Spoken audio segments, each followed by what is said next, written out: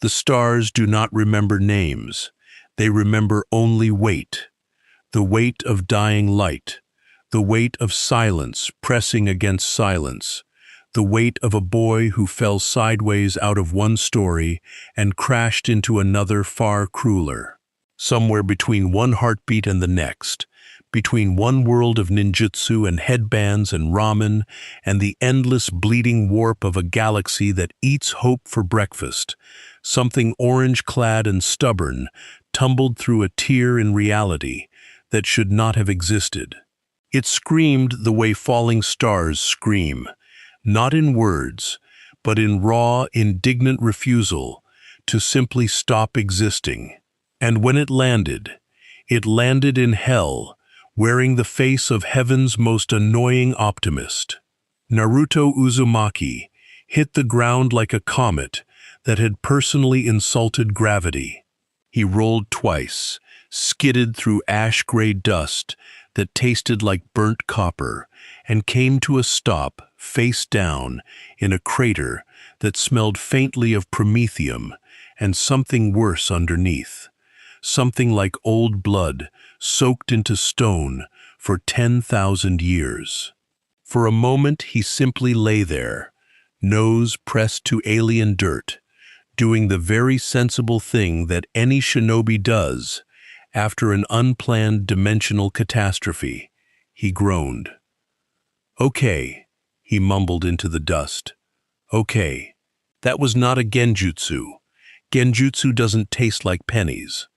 He pushed himself up on shaking arms, blinking against a sky the color of a bruise that refused to heal. It wasn't blue. It wasn't even properly black. It was the color of something watching.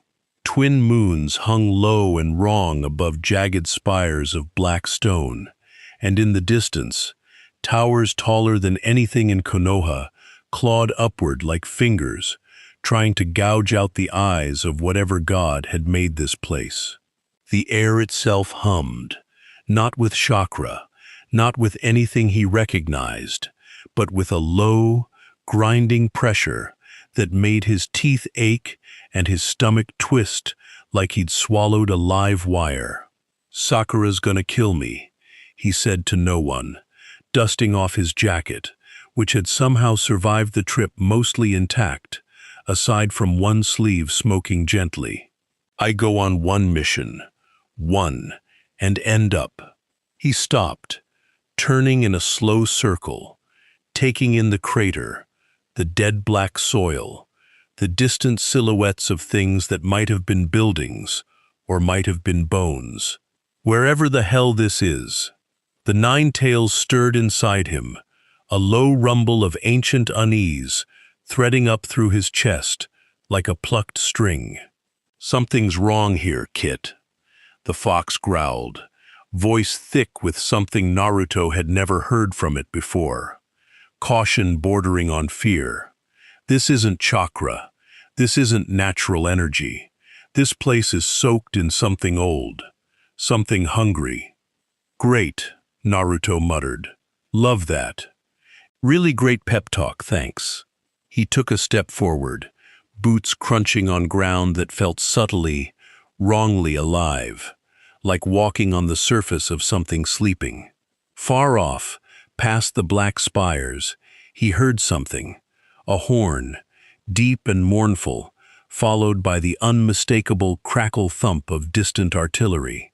Fire bloomed orange against the bruised sky, and Naruto's ninja instincts, dulled by shock but never fully asleep, kicked in hard enough to make him drop into a crouch. "Okay, that's a war," he said, mostly to himself, mostly for the comfort of hearing his own voice in a place this quiet. "That's definitely a war happening. Cool. Cool, cool, cool. Love wars. Wars are my favorite." He started walking toward the fighting, because of course he did, because that was who he was. In Konoha, or in the space between stars, drawn toward the sound of people in trouble, like a moth that had, against all odds, developed a savior complex.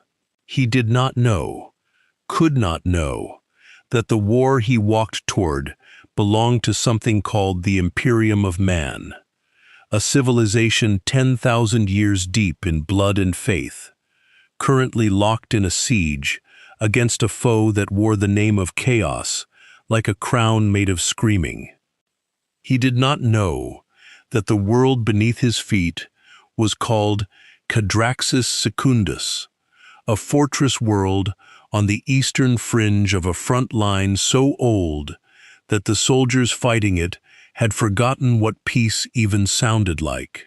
He did not know that somewhere in the smoke and fire ahead, a company of the Astra Militarum, the Imperial Guard, humanity's ocean of expendable soldiers, was dying by the hundreds to hold a trench line against something that had once been men and was now something else entirely, twisted and screaming with joy at their own dissolution. All Naruto knew was that people were fighting, and somewhere close, people were probably dying, and that itch under his skin, the one that had never once, not in his whole short violent life, let him walk past a fight he thought he could stop, was already pulling him forward at a dead run. "Kit," the fox said again, more urgently now, "I mean it. Slow down. I can feel it watching us. Not one thing, many things. Wearing masks, wearing gods." Yeah, ominous warp stuff. Got it," Naruto said, not slowing down even slightly. "You said hungry, like 3 sentences ago. Now it's gods. Make up your mind, furball." The crater he'd left behind was already beginning to hum faintly, a residue of the warp tear that had spat him out, an anomaly that would not go unnoticed for long, not on a world crawling with the servants of the Ordo Malleus, the branch of the Imperial Inquisition tasked specifically with hunting anything that smelled of demons, warp taint, or unsanctioned power bleeding into reality. And Naruto, radiant with chakra unlike anything this galaxy had ever produced, practically glowed to anyone with the sense to look. He crested a ridge of broken black rock and looked down into a valley of fire. Below him sprawled a trench system that stretched for what looked like miles, lit by the flickering orange of promethium fires and the stark blue-white flash of las weapon discharge. Thousands of men in drab olive greatcoats huddled behind sandbags and rockcrete barriers, firing in disciplined volleys toward a tree line where things moved that should not have been able to move. Figures that bent wrong, laughed wrong, whose silhouettes seemed to shift and multiply and split like reflections in broken glass. Banners snapped in a wind that smelled like copper and rot, bearing symbols that hurt to look at directly, symbols that seemed to writhe if you stared too long. Naruto's stomach dropped. This wasn't a border skirmish. This wasn't bandits or missing nin. This was something else, something that made the Nine Tails go utterly, deathly silent inside him. And if there was one thing Naruto had learned to fear in 16 years of chaos, it was a quiet fox. "Hey," he whispered, crouched at the ridge's edge, watching men scream and die in trenches that ran with something darker than blood. "Hey, those aren't people anymore, are they?" "No," the fox said quietly. "They stopped being people a long time ago. Kit, whatever you're about to do, don't do it alone. Not here. Not against that." But Naruto was already moving, because some things, stubbornness, loyalty, a bone-deep refusal to watch anyone die when he had power in his hands to stop it, didn't change no matter what universe you dropped a person into. He slid down the ridge in a spray of black grit, chakra beginning to boil orange gold around his hands, and somewhere behind the Imperial lines, a young tech priest monitoring the Auspex arrays let out a strangled, disbelieving noise. "Sir," the tech priest said into his vox bead, voice cracking with binary-tinged static. "Sir, I am reading an energy signature descending on the northern ridge that does not match any known chaos marker, does not match Psyker baseline, does not match by the throne. Sir, it doesn't match anything in the codex at all." In a command bunker half a mile back, a grizzled colonel named Varnhelt Ostrogard, 3 medals shy of retirement and 30 years too tired for surprises, closed his eyes and rubbed the bridge of his nose. "Define doesn't match anything, trooper. It's warm, sir. The signature. It's warm, and it's growing, and it's coming down into the fight." "Warm daemons," Ostrogard muttered. "Fantastic. That's new. Get me the commissar." Down in the trench itself, a young private named Fine Corliss, 19 years old, drafted off an agri-world 6 months prior, already missing 2 fingers and most of his optimism, was reloading his lasgun with hands that would not stop shaking when he saw the boy in orange come screaming down the ridge like a falling sun. "Throne!" Fine screamed, which was as close to a prayer as fear allowed. "There's another one. There's another daemon. It's got whiskers." Because that, more than the chakra, more than the impossible orange glow, was what truly unsettled the men who saw Naruto coming. The whisker marks on his cheeks, dark and animal and strange, marking him, in the paranoid, warp-scarred minds of soldiers who had seen 1,000 demons wear 1,000 faces, as something twisted, something other, something that absolutely, positively needed to be shot on sight before it got close enough to do whatever horrible thing demons did to men's souls. Naruto landed in the trench in a crouch, kicking up ash, chakra flaring bright enough to throw long shadows across sandbags and frightened faces.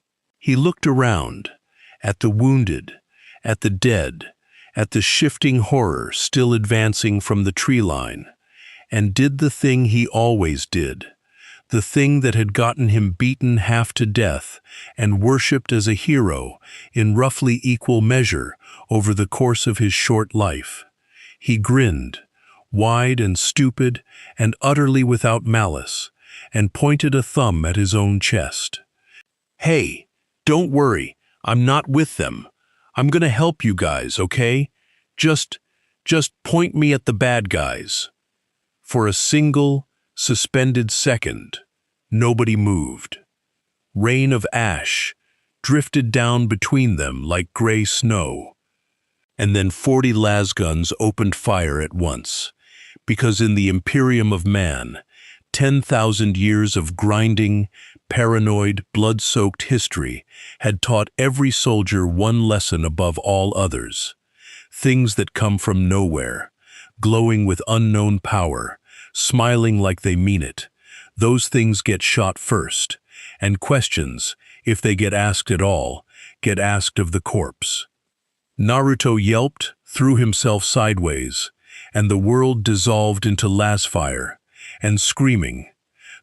He moved on instinct, the way he always had, dodging, weaving, chakra flaring to deflect bolts of blue-white energy that hissed past close enough to singe his jacket, close enough that he understood, with a sudden cold clarity, that these weren't kunai, weren't shuriken, weren't anything he had a name for, and that getting hit by one dead-on would probably ruin his whole day permanently. "Wait," he shouted, ducking behind a sandbag, as it exploded into gritty shrapnel above his head.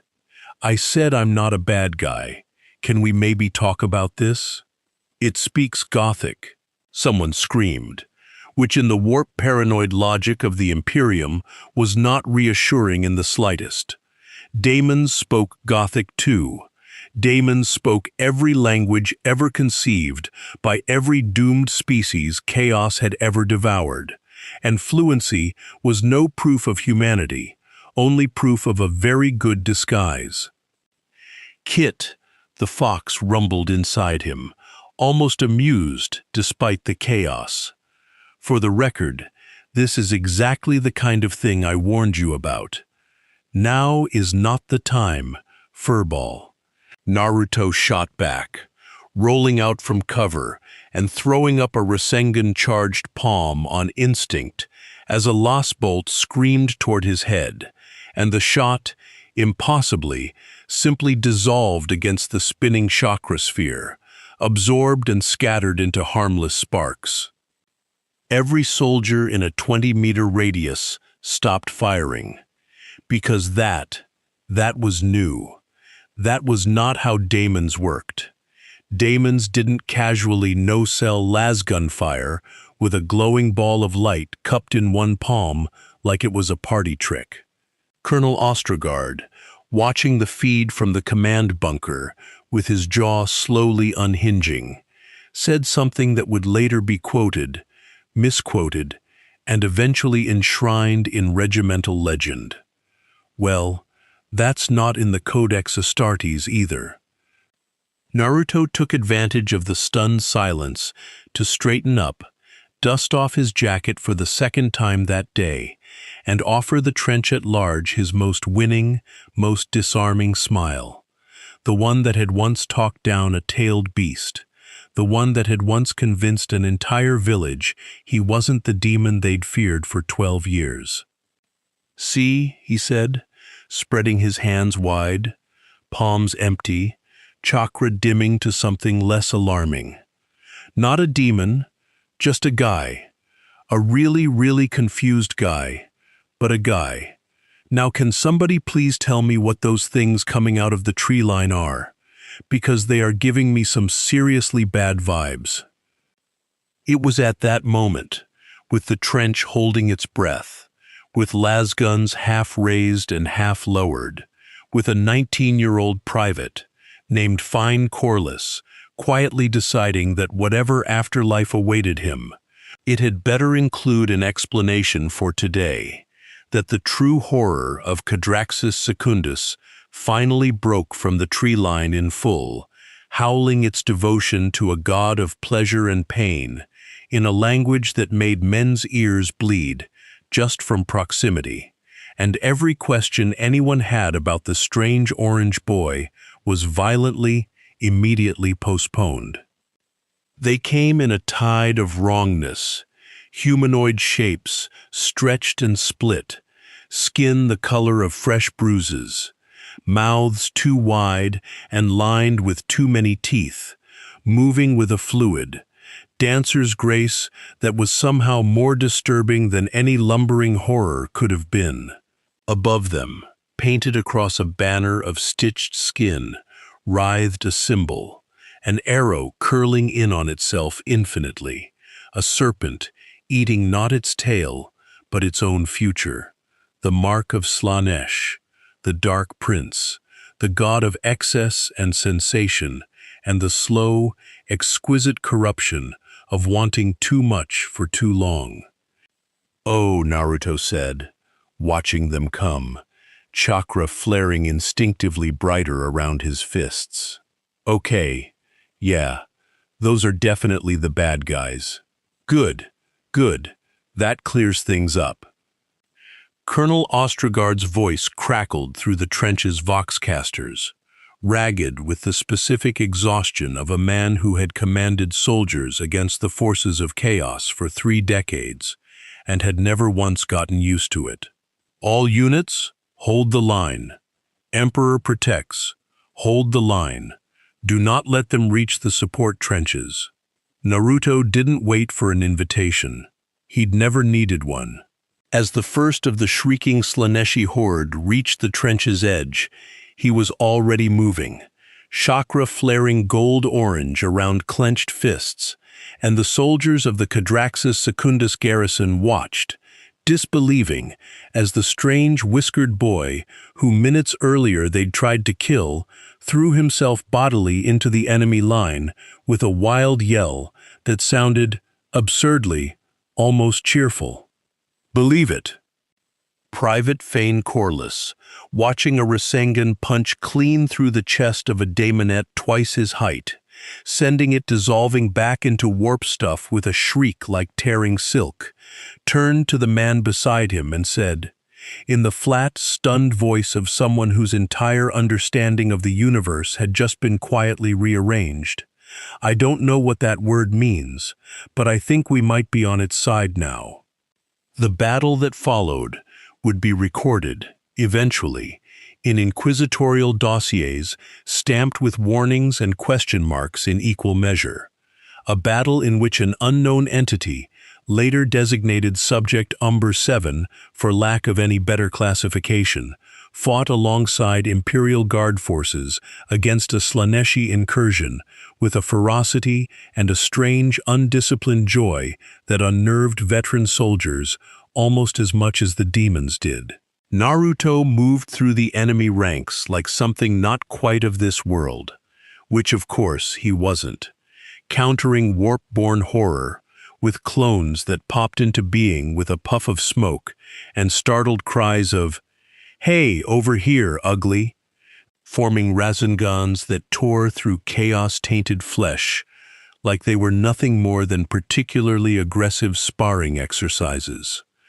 But even as the daemons fell, even as the trench held, Naruto felt something crawling at the edges of his mind. A whisper, honeyed and patient, threading through the chaos of battle like a song only he could hear. "You fight so well," it murmured, in a voice that seemed to come from everywhere and nowhere, seductive as silk and twice as dangerous. "You fight because you want them to love you, don't you? Isn't that the truest thing about you, little star? That you would burn the whole galaxy down just to hear someone say your name with warmth in it?" Naruto's fist faltered for half a second, just half a second, as the words hit something old and tender in him, something that went back to an empty apartment and a village that had looked through him for 12 years like he wasn't even there. The daemonette in front of him grinned wider, sensing the crack, reaching one too long hand toward his chest, with something between hunger and affection in its too many eyes. "Kit!" the fox roared, slamming through the whisper like a hammer through glass. "That's not your thought. That's it talking. Slanesh feeds on wanting. Don't listen, don't answer, just fight." Naruto's eyes snapped back into focus, and something in his expression hardened in a way that made even the Nine Tails pause. "Yeah," he said, low and rough, driving his fist forward before the reaching hand could close. "Yeah, I want people to like me. Big secret. Everyone already knows that." The Rasengan connected, and the daemonette screamed as it dissolved. "But I don't need you to tell me that, and I sure as hell don't need your opinion on it." The whisper recoiled, hissing with something that might have been surprise, might have been delight, because there was little Slanesh loved more than a soul that knew its own wound, and still refused to let it fester, still refused to be devoured by it, and somewhere in the warp, in a realm of shifting pleasure palaces and endless hungry mirrors, something ancient and terrible made a small, interested note of the boy who had tasted temptation, and simply kept fighting anyway. By the time the trench fell silent again, littered with the dissolving remnants of daemon flesh and the two still bodies of men who hadn't been fast enough, Naruto stood in the center of it all, breathing hard, chakra flickering low, surrounded by soldiers who didn't know whether to salute him or shoot him and had, for the moment, settled on simply staring. "So," Naruto said, into the ringing silence, wiping ichor off his cheek with the back of one hand, offering the trench his best, most exhausted grin. "Anybody got food? I'm starving. Also, quick question. What year is it? And is there ramen anywhere on this planet? Because I have had a really weird day." Colonel Ostrogard's voice crackled back over the vox, flat with something between disbelief and the particular weariness of a man who had seen enough impossible things that this barely cracked his top 20. "Get that thing to the command bunker, alive, unshackled, and somebody find out what in the Emperor's name it wants with rations." And so, unknowingly, gracelessly, entirely by accident, Naruto Uzumaki took his first step deeper into a war that had been grinding on for 10,000 years before he ever fell out of the sky. A war between faith and doubt, between order bought in blood and the seductive promise of change, between an emperor who had once dreamed of a galaxy without gods and the gods who had crawled up out of humanity's own fear to prove him wrong. He only knew that his stomach was growling, that the fox in his gut had gone quiet and thoughtful in a way that worried him more than any daemon had, and that somewhere behind him, in the smoking ruin of a trench line on a forgotten fortress world, a private named Fane Corliss was telling anyone who'd listen that the whiskered stranger had called his attack technique Rasengan, and it had sounded, for just a second, like a promise rather than a threat. He was marched, not quite a prisoner, not quite a guest, chakra suppression cuffs clamped uselessly around wrists that could shatter stone, through a base carved into black rock, past murals of a golden figure on a throne surrounded by kneeling worshippers, past chanting priests in red robes who flinched and made warding signs as he passed, past servitors. And here, Naruto's stomach turned properly for the first time, because a servitor was a person, once hollowed out and wired into machinery, eyes dull and empty, doing menial labor with the patient blankness of something that used to have dreams and no longer remembered what they'd felt like. "What?" Naruto said quietly, staring at one as it shuffled past hauling ammunition crates twice its size. "What did you do to him?" The guard escorting him, a stern-faced woman with a lasgun and eyes that had clearly seen too much to be rattled by a strange glowing boy asking uncomfortable questions, didn't answer. She didn't need to. Naruto had grown up in a village that hid its own monsters behind smiles and polite silence. He recognized the shape of that particular kind of not answering immediately, and something in his chest went cold and tight. They brought him, eventually, to a chamber lit by flickering candlelight and the soft hum of ancient machinery, where a man in dark power armor stood waiting. Not the drab olive of the guard, but something heavier, older, marked with the stylized eye of the Inquisition, and a symbol Naruto didn't recognize but instinctively distrusted. A skull wreathed in flame, stitched into a long gray coat that seemed to drink the candlelight, rather than reflect it. "Sit," the man said. His voice was quiet, precise, the voice of someone who had asked this exact question 1,000 times before and expected, eventually, an honest answer. "My name is Inquisitor Aldrin Voss, of the Ordo Malleus. You are going to tell me exactly what you are, exactly where you came from, and exactly what you want on this world. And you are going to do it now, because I have executed things that looked far more human than you for offering far weaker lies."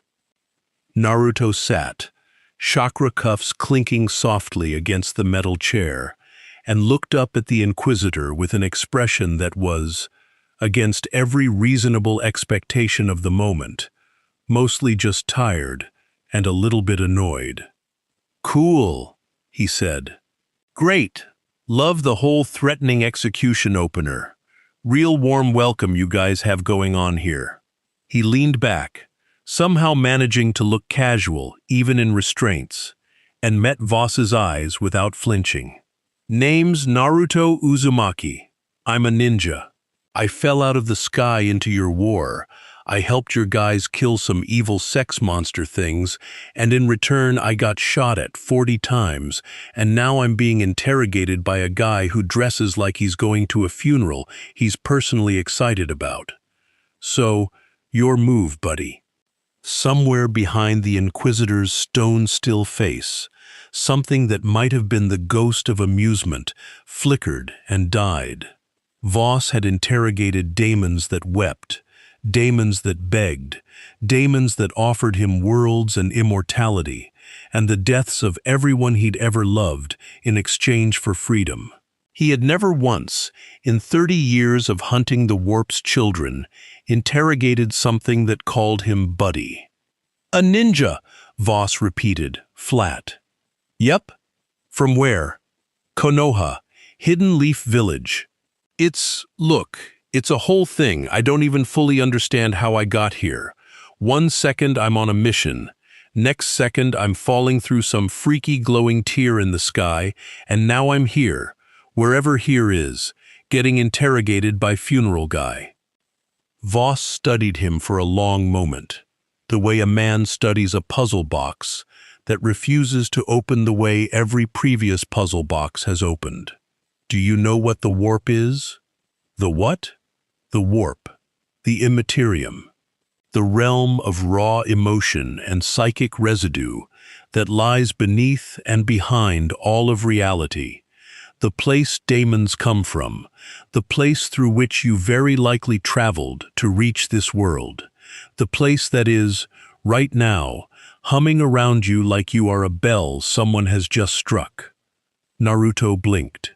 "Okay, that's a lot of words for I don't know either."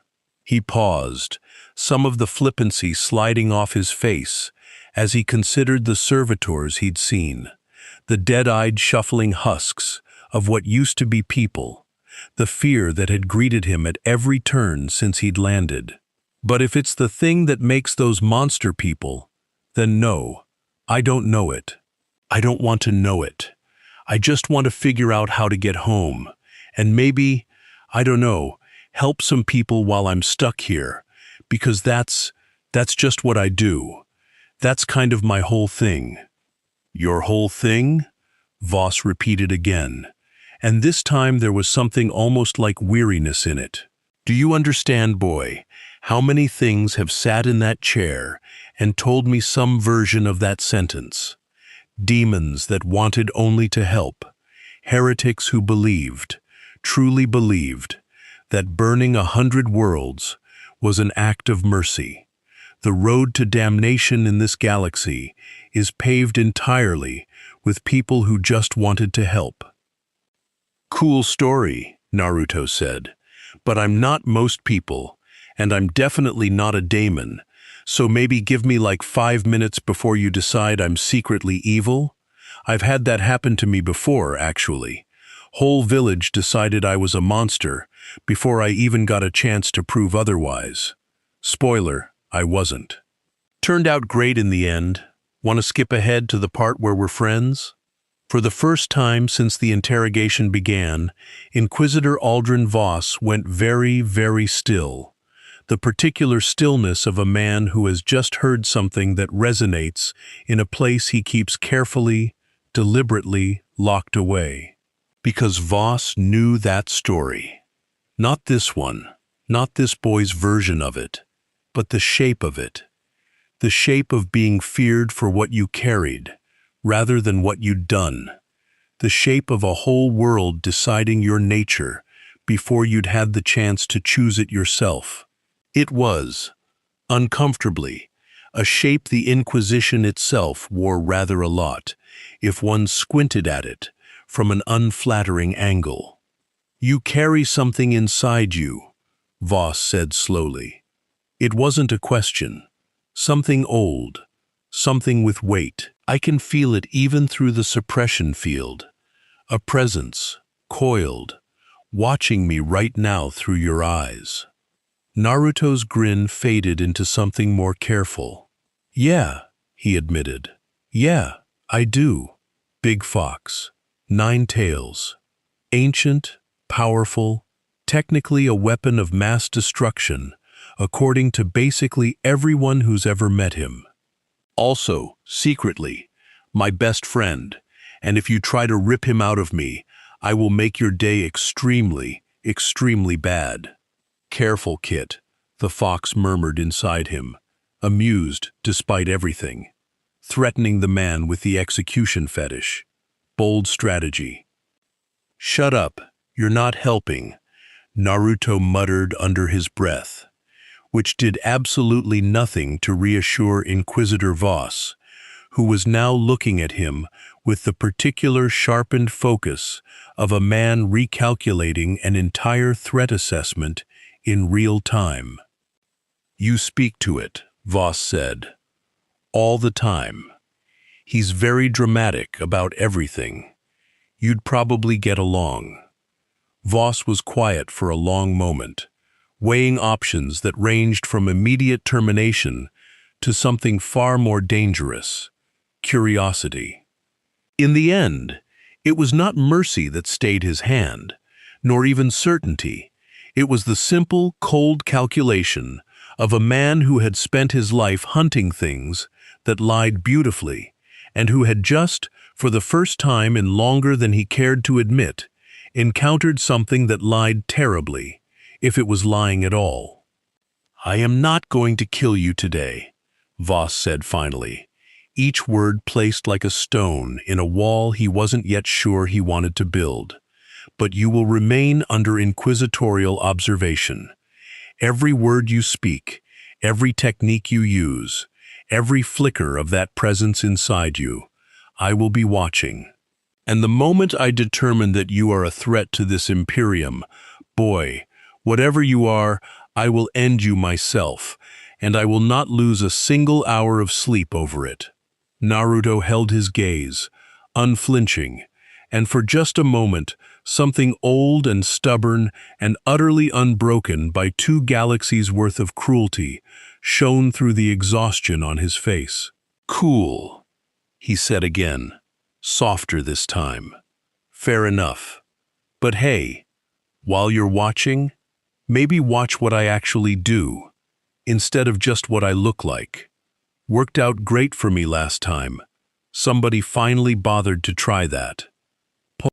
Outside the chamber, unseen by either of them, the black sky of Cadraxis Secundus rippled faintly, a whisper-thin tremor in the fabric of the warp itself, as though something vast and patient, somewhere far beyond the stars, had just felt a small, bright, stubborn flame flicker into existence in a galaxy built entirely on embers, and had decided, with the slow and terrible curiosity of gods, that it was worth paying very close attention indeed.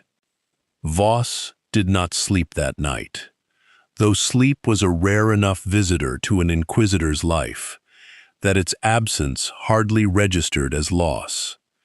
Instead, he sat in his private chamber aboard the Fortress World's command spire, surrounded by data slates and cogitator readouts, watching looping pict captures of the boy in orange tearing through daemon flesh with a technique that defied every categorization his order had spent 10 millennia refining.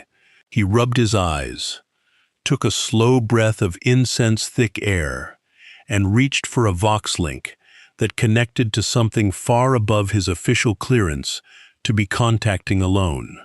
This is Inquisitor Voss, Ordo Malleus, requesting priority consult, he said, voice carefully flat. I have an anomaly, designation Umber 7. I need a second opinion before I decide whether to sanction it, contain it, or burn it. Far above Cadraxis Secundus, in orbit within a vessel that bristled with gold and void shielding, someone was already listening.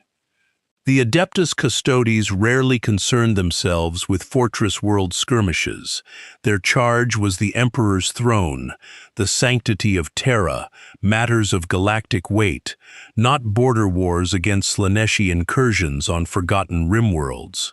But an energy signature that defied the warp's usual taxonomy, appearing this close to a region already flagged for unusual psychic disturbances, was exactly the kind of anomaly that warranted a custodian's attention, if only briefly. Shield Captain Aurelian Thex stood in the strategium of the Aureus Vigil, arms crossed over gold-chased armor, watching the same picked feed Voss had sent up the chain with an expression of studied, ancient patience. 10,000 years of service to the Emperor had taught Thex that the galaxy rarely offered genuine surprises, only variations on horrors already catalogued. And yet, he fights like a child, Thex said slowly, watching Naruto cartwheel through a knot of daemonettes, laughing even as he took hits that should have staggered him. No formal doctrine, no discipline. He telegraphs everything, a pause. And yet nothing touches him that he does not choose to let touch him. That is not chaos. That is instinct, refined past the point of thought. His adjutant, a younger custodian still earning the right to speak freely in the shield captain's presence, ventured carefully. "Do you believe it's a threat, my lord?" Thex considered the question the way Custodes considered all questions, slowly and with the full weight of an oath older than most civilizations. "I believe," he said at last, "that anything capable of resisting a whisper from the Prince of Excess, without training, without doctrine, without so much as understanding what it faced, is either extraordinarily fortunate or extraordinarily dangerous. I do not yet know which. Send word to the Inquisitor. Tell him the Custodes will observe. Personally." That single sentence, relayed down through Vox channels and encrypted astropathic murmurs, changed the shape of everything that followed on Cadraxis Secundus. Because when the Adeptus Custodes decided to observe something personally, it meant, in the practical language of the Imperium, that the golden guardians of the Emperor himself were about to descend from orbit, and nothing on a fortress world ever stayed quiet once that happened. Naruto, blissfully unaware that he had just become a matter of interest to beings who guarded literal god-emperors, was busy negotiating with a mess hall cook over the philosophical impossibility of recaf being an acceptable substitute for ramen. "It's brown water," he said, staring into a metal cup with deep betrayal in his eyes. "You gave me brown water and called it a beverage." "It's stimulant concentrate," the mess sergeant said, unmoved. "You want noodles? We got hardtack and reconstituted protein slurry. Take it or leave it, freak." "I have a name," Naruto said, wounded. "It's Naruto. Try it. Naruto. Not that hard." "You saved 40 men and killed 6 daemons, and I still don't trust you not to eat my soul.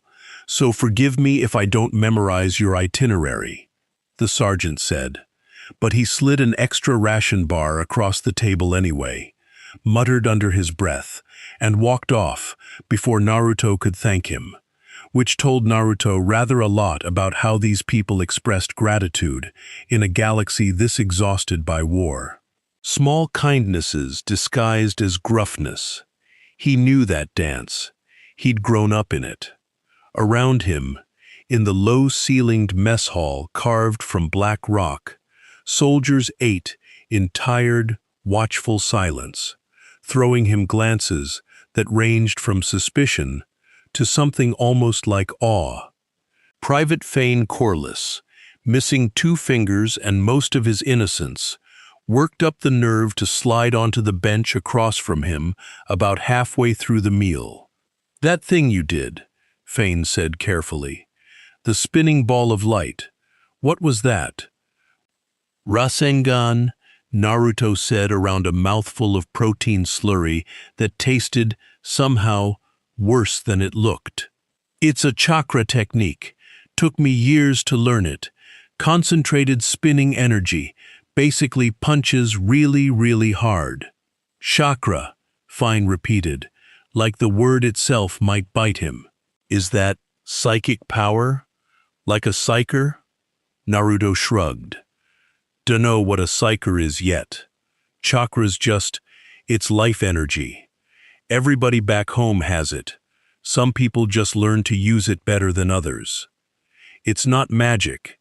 It's more like really advanced exercise, kind of, with a bit of spiritual stuff mixed in. Fine was quiet for a moment, turning that over with the careful suspicion of a man who had been raised from birth to distrust anything that smelled of the warp, anything that hummed with unauthorized power. The Inquisitor thinks you might be a daemon, he said finally, quietly, glancing around to make sure no one important was listening.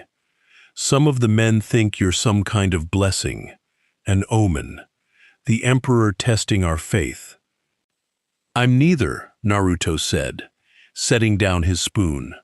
I'm just a guy who got lost really, really far from home, and who doesn't like watching people get hurt when I've got the power to stop it. That's it. That's the whole mystery. Sorry to disappoint everybody's theories. Fane studied him for a long moment.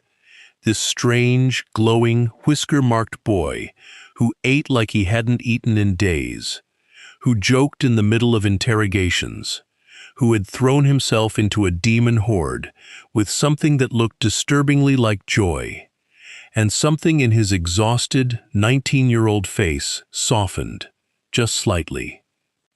Well, he said, for what it's worth, thank you. For the trench. I've got a sister back on my homeworld. Wasn't ready to die yet, not before I got the chance to write her one more letter. Naruto's grin, when it came, was smaller than his usual, but far more genuine. Yeah, he said. Yeah, that's exactly why I do this stuff. Go write your letter, man. I'll try not to get executed by funeral guy before dinner.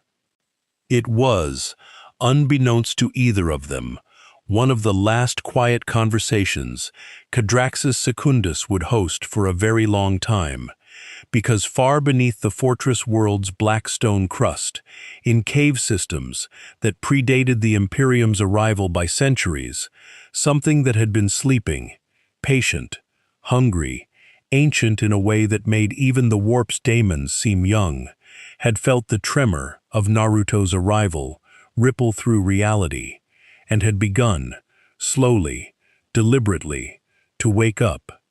The first sign came 3 days later, in the form of the mining servitors in the deep excavation shafts going silent all at once, their vox feeds cutting to a low, wet static that made the tech priests monitoring them cross themselves with the Aquila and mutter prayers to the Omnissiah. The second sign came when Colonel Ostrogard received a report that an entire platoon sent to investigate had failed to check in, and that seismic sensors deep beneath the fortress were registering movement, rhythmic, patterned movement, like something breathing, like something vast turning over in its sleep. Voss received the report in his chamber and felt something cold settle behind his ribs, a feeling he'd learned, across 30 years of hunting horrors, never to ignore. "Get me everything we have on this world's prior history," he said to his adjutant, "before the Imperium claimed it, before the first colony ships. I want to know what was here first, what they found, buried in archives so old the parchment crumbled at the touch, sent through cogitators and cross-referenced with fragments of xenoarchaeological surveys conducted centuries prior, and then classified so deep most inquisitors never knew they existed, was this: Cadraxis Secundus had not always been called that. Before the Imperium, before even the age of strife, the world had borne a name in a language no living scholar could translate, a name that, in the fragments that survived, roughly meant the sleeping mouth. Throne, Voss whispered, staring at the data slate, feeling the particular vertigo of a man who has just realized the ground beneath his feet was never solid to begin with. It's not a fortress world, it's a tomb, and something in that tomb is waking up. He summoned Naruto that same night, not to the interrogation chamber this time, but to a war room, where hollow displays flickered with seismic data, and Colonel Ostrogard stood grim-faced beside a hollow-eyed tech priest whose mechadendrites twitched with something like nervous energy. "You said you could sense things," Voss said, without preamble. The moment Naruto walked in, chakra cuffs still clinking softly. "Your passenger, the fox. Can it tell what's beneath this world?" Naruto's usual easy grin faltered slightly at the tension in the room. "I mean, I can ask," he said. He's been pretty quiet lately, actually, which, for the record, is not a good sign. He's usually way more chatty when things are fine. He closed his eyes, reaching inward, and felt the nine-tails stir, not with its usual gruff amusement, but with something that felt disturbingly close to dread. "Kit," the fox said slowly, "that thing beneath the rock. It's not Daemon. It's not Warpborn. It's older than that. Older than anything I've felt in this world, and I have felt very old things. It doesn't hunger like the warp hungers. It hungers like a machine hungers, like a hive." Naruto's eyes snapped open. "He says it's not chaos," he reported, voice tight. "Says it feels like a hive, like a machine that eats." The tech priest's mechadendrites went rigid. Colonel Ostrogard's face went the color of old ash.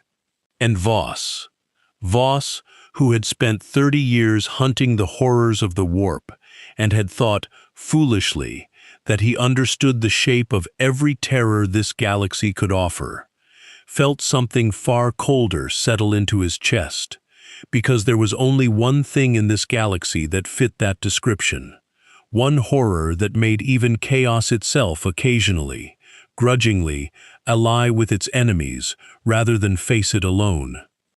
"Tyranids," Ostrogard breathed. "Throne preserve us. There's a Tyranid bioship buried under my fortress world." Naruto blinked. "Okay, that sounds bad. That sounds extremely bad, based on everyone's face right now. Somebody want to catch me up? What's a Tyranid?" Voss turned to him slowly, and for the first time since their first meeting, there was no suspicion in his eyes at all. Only the grim, leveling honesty of a man about to explain the true shape of the abyss to someone who hadn't yet had the privilege of looking into it. "A Tyranid," he said quietly, "is what happens when a hunger becomes a species. They do not worship gods. They do not want souls, or pleasure, or conquest, or glory. They want biomass.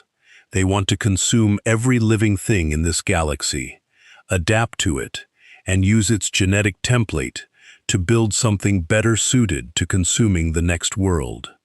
There is no philosophy to negotiate with. There is no faith to appeal to. There is only appetite, endless and patient. And if what's beneath us is truly a Tyranid vanguard organism, then this world is not a battlefield anymore. It's a feeding ground," Ostrogard finished grimly. And it just woke up. Naruto was quiet for a long moment, processing that, the scale of it, the cold, inhuman purity of an enemy that wanted nothing except to consume everything, forever, without malice, without hatred, simply because that was what it was built to do. He thought of the Nine Tails, once feared as nothing more than a mindless engine of destruction, and felt an old, familiar anger kindle in his chest. The anger of someone who had spent his whole life being told that certain things were simply monsters, incapable of being anything else, only to prove, over and over, that the label was usually more about the fear of the labeler than the truth of the labeled. "Okay," he said finally, quietly, and there was none of his usual joking lightness in it now. "So what do we do?" "We evacuate what we can," Voss said. "We seal what we can't. And we pray that whatever's under this rock is small enough that a fortress world garrison and one very confusing warp anomaly boy can put it back to sleep before it calls the rest of its hive fleet down on top of us." Somewhere far above the fortress world, in the cold silence of high orbit, Shield Captain Aurelian Thex received the report through encrypted Vox and felt, for the first time in centuries, the particular electric stillness of a custodian recognizing that his long, patient watch might be about to matter more than it had in a very long time. He looked toward the boarding shuttle bay of the Aureus Vigil, gold armor gleaming under strip lighting, and made a decision that would not require the Emperor's direct sanction, because some threats did not wait for paperwork. "Prep my guard," he said. "We're going down."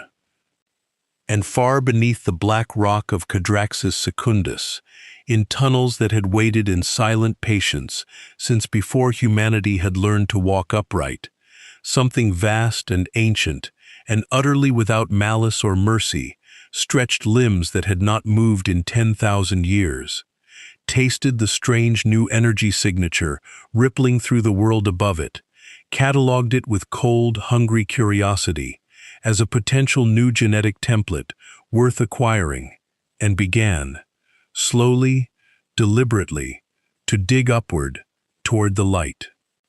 The tunnels beneath Cadraxis Secundus smelled like nothing Naruto had ever smelled before.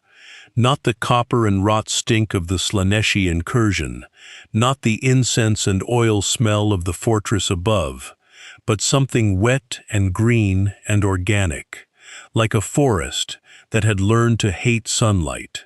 He walked point beside a squad of Cadian shock troopers, chakra flickering low and steady around his hands to light the way, and tried very hard not to think about the fact that the walls themselves seemed to pulse, faintly, like something breathing in its sleep, just beyond the rock. "This is fine," he muttered under his breath. "This is a totally normal cave. Caves breathe all the time. That's just, cave stuff." "It is not cave stuff," the fox said grimly. "That's chitin, kit, 10 meters thick, maybe more. We're not walking through a cave. We're walking through the inside of something." "You could have led with that," Naruto hissed. Beside him, Sergeant Yara Kell, a hard-faced Cadian veteran with a Las carbine held in a two-handed grip that spoke of a decade fighting things worse than most nightmares, didn't look at him, but her jaw tightened. "Talking to your passenger again? He says we're inside something, like literally inside it. Like this whole tunnel system is part of one big creature." "Command already suspected that," Kell said flatly. "Auspec's readings match known Tyranid biostructures. This isn't a lair, it's a spore chamber network. Whatever's down here has been growing for a very long time." She paused at a fork in the tunnel, checking a data slate map that grew less reliable with every step. "Which means, whatever we find at the bottom of this thing is going to be old, and it's going to be big, and it is absolutely, categorically not going to want to talk about its feelings." "Story of my life," Naruto said, deadpan. "Everything I meet either wants to eat me or interrogate me. Where's the third option, you know? Where's the option where something just wants to be friends? Kell gave him a sidelong look that carried the particular weariness of a soldier who had buried too many friends to find that question anything but painfully naive. And yet, beneath the weariness, something almost like reluctant fondness, the same way you might feel fondness for a stray dog, too foolish to understand how dangerous the world actually was. "Kid," she said, "in this galaxy, that option gets you killed slower, not faster. Keep moving." They pressed on, deeper into the chitin-walled dark, past chambers where strange bioluminescent fungus pulsed in patterns that looked disturbingly like a heartbeat, past the husked, half-dissolved remains of the platoon that had gone missing 3 days prior. Men reduced to little more than stripped bone and drained color, their equipment fused strangely into the tunnel walls, as if the tunnel itself had tried to digest their lasguns along with their bodies. Naruto stopped in front of one such body, the humor draining out of his face entirely. A dog tag, half melted, hung from a fused strap. He crouched, careful, and read the name stamped into warped metal. Trooper D. Aveline. "He have a family?" Naruto asked quietly. Kell's voice was tight. "Everyone here has a family, kid. That's rather the point of fighting." Naruto stood slowly, chakra flaring brighter around his fists. And something in his eyes had gone hard, in a way that made even Sergeant Kell take an involuntary half-step back. "Then let's go make sure whatever did this doesn't get the chance to do it to anybody else's family." They found the chamber an hour later, a vast, cathedral-sized cavity deep beneath the fortress world's crust, its walls ribbed like the inside of a rib cage, pulsing with slow, patient bioluminescence, and at its center, curled and vast and dreaming, a shape that made every soldier's vox bead crackle with static, and every prayer bead in the chamber hum faintly warm. It was not the full hive fleet.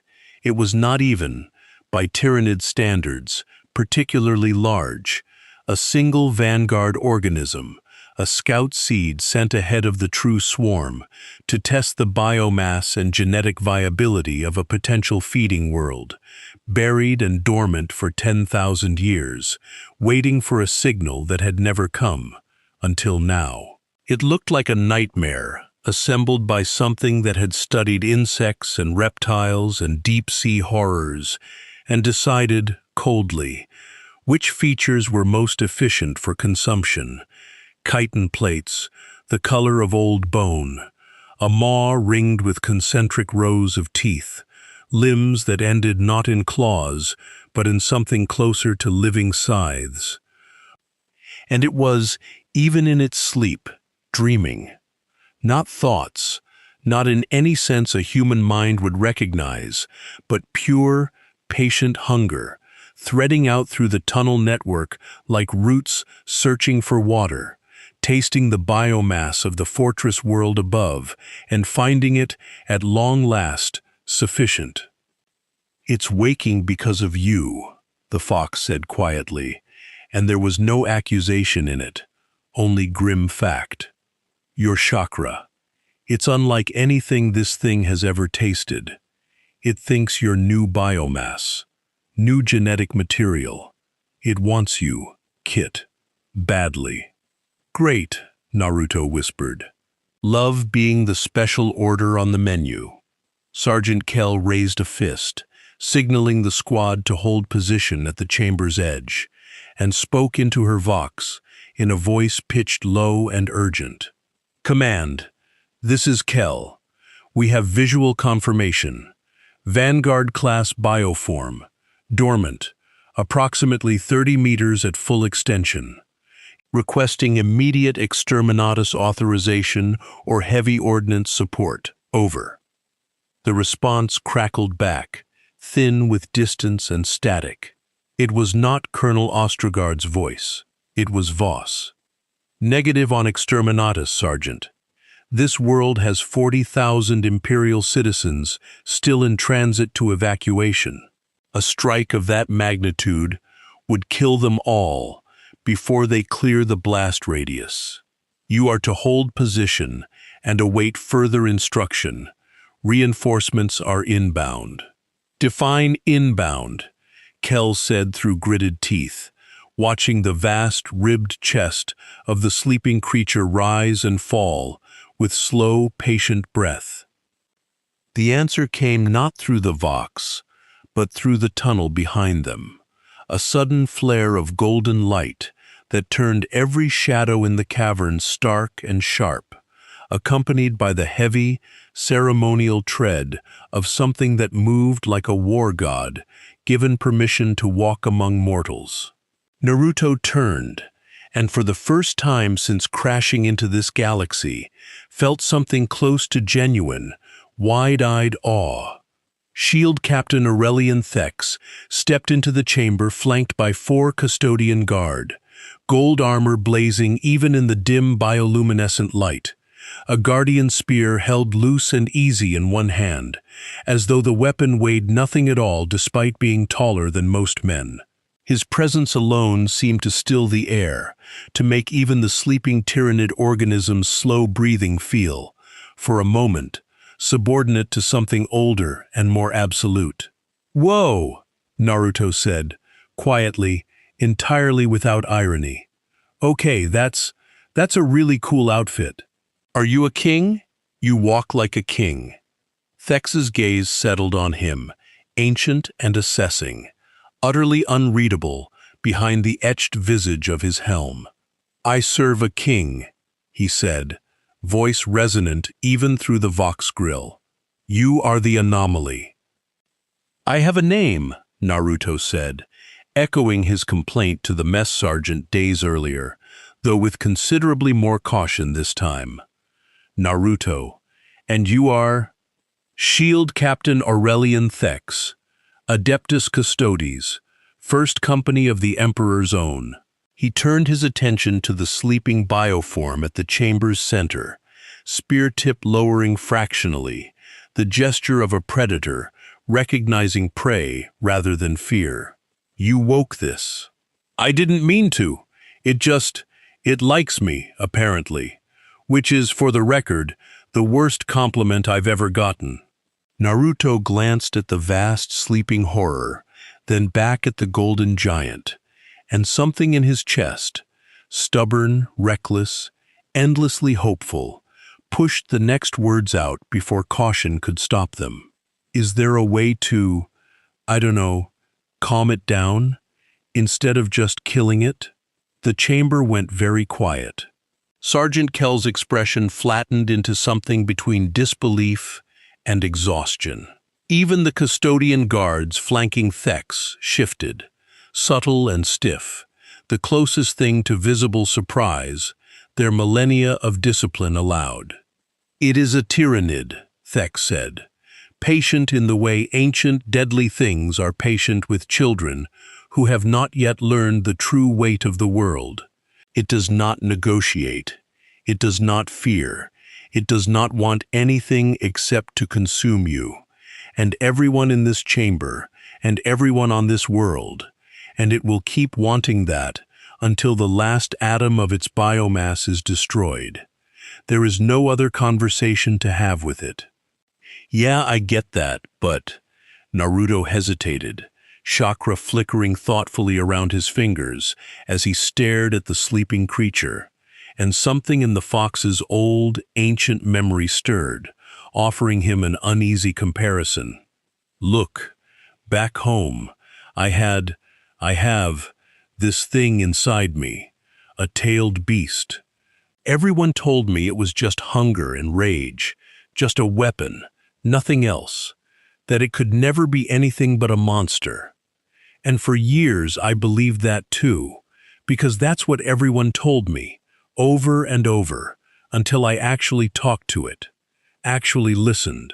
Turns out it wasn't just hunger, it was lonely, it was scared. Nobody had ever bothered to ask it what it wanted, beyond destroy everything, because everyone had already decided the answer before they asked the question. This is not the same, Thex said, and there was no cruelty in the correction, only the flat, weighted certainty of 10,000 years of accumulated horror. The tyrannid hive mind is not lonely. It is not afraid. It has no self to speak of at all, no individual will, no inner voice, nothing to appeal to. It is appetite given shape. You cannot befriend a wildfire boy, no matter how patiently you sit beside it. Naruto's jaw tightened, some old, familiar stubbornness rising in him, the same stubbornness that had once refused to give up on an entire village that hated him, the same stubbornness that had dragged a friend back from the edge of darkness against everyone's advice that it was already too late. Maybe, he said quietly, or maybe nobody's ever actually tried. Kit, the fox said, low and careful. I don't like agreeing with the Golden Man, but he might be right about this one. This isn't Gaara. This isn't me. There's no it in there to reach. Just a signal, repeated forever, world after world. Some hungers don't have a person hiding underneath them. Some hungers are just hunger. Naruto didn't answer the fox out loud, but something in his shoulders sagged slightly, a small, private grief passing over his face. The grief of a boy who had built his entire worldview on the belief that nothing was ever purely, irredeemably monstrous, running headlong into the one horror in this new galaxy, built specifically to prove that belief wrong. Fine, he said finally, quietly. Fine. Then we do it your way. But I want it on record that I asked nicely first. Thex almost allowed something like respect to color his voice. Noted, he said. Now, Sergeant, your orders were to hold and observe. Mine are to end this before it fully wakes and calls for reinforcement via the hive mind's synaptic broadcast. We move now, while it still sleeps, or we do not get a second chance. The plan, as war plans in the grim confines of imperial doctrine so often were, was brutally simple.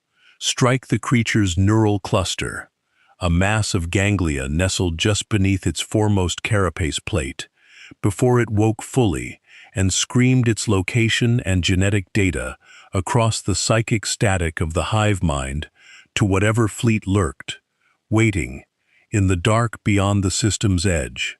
Thex and his custodians would breach the carapace directly, brute strength and ancient artifice against 10,000 years of dormant evolution, while Kell's squad laid down covering fire against the secondary bioforms already stirring in nearby chambers, drawn by the growing psychic disturbance.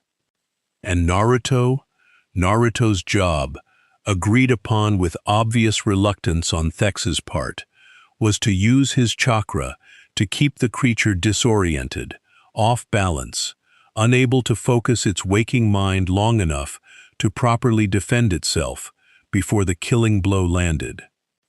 One shot, Thex said, hefting his guardian spear, gold light gathering along its haft like captured starlight. It's still dreaming. Once it wakes fully, it adapts. Every second we wait makes this harder. Got it, Naruto said, already forming a familiar hand sign, chakra roaring up around him in twin spectral arms of orange-gold light, the Nine-Tails chakra cloak, only half-formed, but blazing bright enough to throw long, dancing shadows across the cavern's ribbed walls. Hey, he added, glancing toward Kell and her squad, some of his usual grin finding its way back, despite everything. If I don't make it back from this, Tell the ramen guy in the mess hall he was right, and I was wrong, and recaf is objectively terrible, but I appreciated the ration bar. Kel actually laughed, short, sharp, disbelieving, and lifted her last carbine toward the stirring shapes emerging from side tunnels. Throne, help me. I'm starting to like you, kid. Go. We've got your back. The chamber erupted into motion.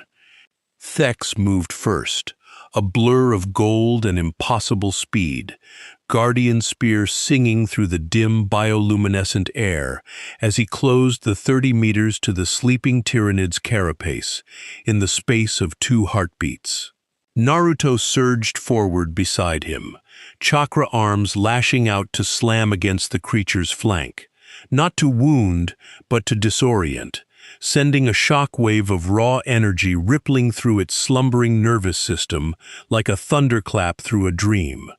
The vast bioform shuddered, its ribbed chest heaving, its concentric toothed maw beginning, slowly, terribly, to open. It wakes. Something vast and cold and utterly without malice registered, somewhere in the layered alien awareness of the hive mind's furthest reaches, a whisper of data threading upward through psychic static toward a fleet still light years distant. New biomass detected, genetic signature, unknown, priority, acquire. Thex's spear found the gap between carapace plates exactly where 10,000 years of custodian lore said it should be, driving deep into the neural cluster beneath with a force that would have shattered mountains. Gold light flaring as the weapon's disruption field tore through alien tissue engineered by evolution itself to resist almost anything. The creature's scream, not sound, not quite, but a psychic shriek that every mind in the chamber felt rather than heard, a final, dying broadcast of raw sensory data flung outward into the void, tore through Naruto's skull like a hot wire, dropping him to one knee even as his chakra cloak held. "It's calling," the fox roared inside him. It got the signal out. KIT. Something heard it. And far beyond the edge of the system, in the cold dark between stars, something vast and patient and hungry beyond any measure a human mind could comfortably hold, turned its attention, slowly, deliberately, toward a small, forgotten fortress world it had almost overlooked, toward a signature of biomass, unlike anything its endless, accumulated genetic archive had ever catalogued, and began, with the terrible, unhurried certainty of a hunger that had never once in its existence known denial, to change course. The vanguard organism's death throes shook the chamber like a dying god's last exhale, chitin plates cracking and hissing as ichor the color of old milk sprayed across the cavern floor, and for a moment everyone stood frozen in the ringing silence that follows any battle too large for the body to immediately process. Naruto knelt on the ground, chakra cloak flickering and guttering like a candle in a hard wind, blood trickling from his nose where the psychic scream had torn through him. "Okay," he rasped, wiping his face with the back of one trembling hand. "Okay, that hurt. That hurt way more than getting shot did. Does everything on this planet have to scream before it dies? Is that like a rule here?" Sergeant Kell jogged over, lowering her carbine, checking him with the brisk, efficient concern of someone who'd patched up too many soldiers to waste time on gentleness. "You're bleeding from the ears too," she said. "That's not good." "Yeah, feels about as not good as it sounds." He accepted a hand up, legs unsteady beneath him, and looked toward Thex, who stood over the vanguard organism's now still bulk, with his guardian spear still buried hilt-deep in its neural cluster, gold armor slicked with alien fluid that seemed to steam faintly where it touched the ancient metal. "Hey, big guy, we get it? Is it actually dead?" Thex withdrew his spear with a wet, tearing sound, studying the creature's stilled form with the grim, weighted patience of someone who already knew the answer wasn't going to be simple. "The organism is dead," he said, "but it broadcast before it died. A synaptic pulse, transmitted through the hive mind's collective awareness, carrying your genetic and energy signature to whatever fleet elements lie within receiving range." "Which means," Kell asked, though her tightening jaw suggested she already suspected.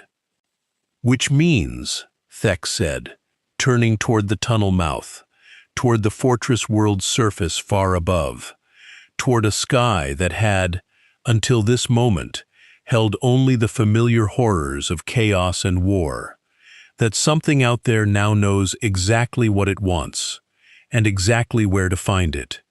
We have, at best, days. At worst, hours. Naruto's stomach dropped somewhere past his boots. Wait. Are you telling me I just accidentally invited an entire alien space bug army to invite themselves over? Because that feels like a pretty big oversight on the don't wake the sleeping monster plan." "You didn't cause this," Thex said, and there was, for the first time, something almost gentle beneath the flat authority of his voice, the gentleness of a very old, very tired warrior who had learned, across 10 millennia, that blame rarely helped anyone survive the next battle. "This organism was seated here long before you arrived. It would have woken eventually, with or without you. You simply accelerated the timeline. Slightly." "Oh well, that's way better," Naruto muttered, though some of the tension eased slightly from his shoulders, despite the sarcasm. "Slightly accelerated the timeline for the apocalypse. Cool. Real proud of myself right now." They emerged from the tunnel network hours later, into a fortress world gripped by a very different kind of fear than the one Naruto had first crashed into. Not the visceral, immediate terror of daemons in the trenches, but the colder, more patient dread of soldiers who understood, with the particular clarity of men who had survived one horror only to learn a worse one was coming, that the true fight had not yet even begun. Colonel Ostrogard met them at the surface bunker entrance, face gray with exhaustion and the particular strain of a commander doing math on how many of his people he could realistically save. "Astropathic relay just confirmed it," Ostrogard said without preamble, holding up a data slate with hands that weren't quite steady. Void sensors picked up disturbance patterns consistent with Tyranid bioship translation signatures. 2 Hive Fleet splinter elements, previously charted moving through the Ghoul Star's sector, have altered course. They are converging on Cadraxis Secundus. Estimated arrival, 36 hours. The words landed in the bunker like a physical blow. Even Voss, standing near the command table, with his expression carved from stone, seemed to age a decade in the space of a single breath. 36 hours, Voss repeated, quiet. To evacuate 40,000 civilians, to fortify a garrison already bled thin by chaos incursion, to somehow prepare for a Tyranid splinter fleet that outguns us by an order of magnitude we don't have adequate words for.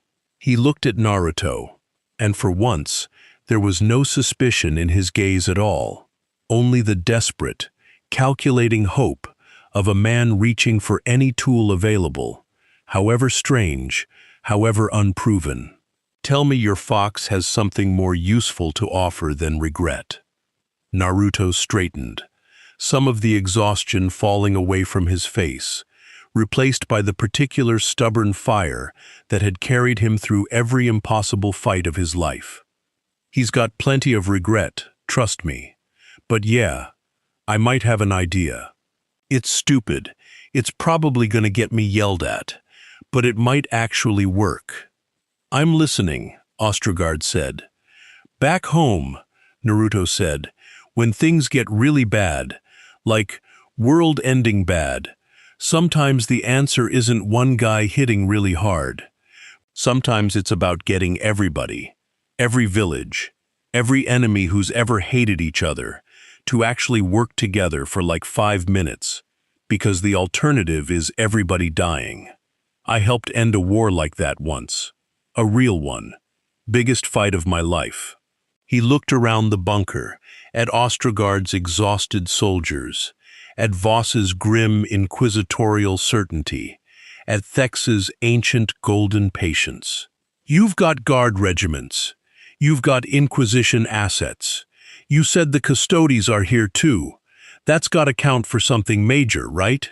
What if, instead of everybody defending their own little piece of this rock separately, we actually coordinated, used every trick everybody's got, all at once, instead of everybody just grimly waiting their turn to die? Ostrogard and Voss exchanged a look that carried the weight of decades of institutional rivalry, of inquisitorial oversight and military pride, and the particular, exhausting politics of an Imperium that too often let its factions bicker while worlds burned.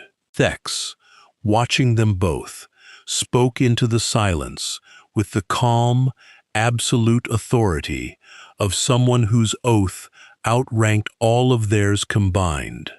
The boy is not wrong, the shield captain said. Divided, this garrison falls in ours. Unified, properly unified, guard and inquisition and whatever aid I can summon from orbit, you may yet hold long enough for reinforcement fleets to translate in system. He turned his gaze on Naruto, something unreadable flickering behind his war mask. It seems, boy, that your naivety occasionally produces something resembling wisdom. Rare in my experience, but not unwelcome.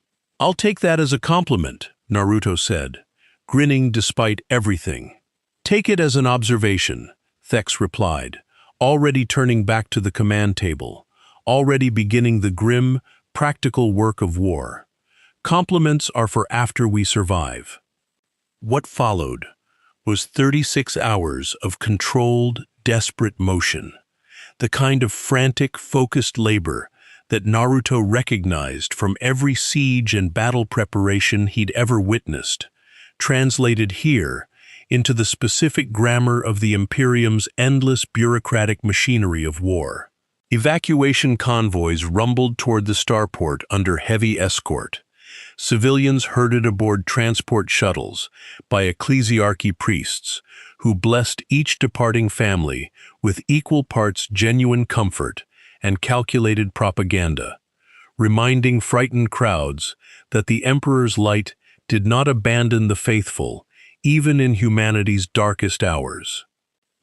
Voss worked with Ostrogard's staff to draw defensive lines that made use of both guard doctrine and inquisitorial asset allocation, a rare and grudging cooperation born entirely of shared desperation. Thex, meanwhile, contacted his ship in orbit, and within hours, additional custodian guard descended in a golden shuttle that landed on the Fortress World's central plaza with a ceremony that felt, even amid the panic, almost sacred.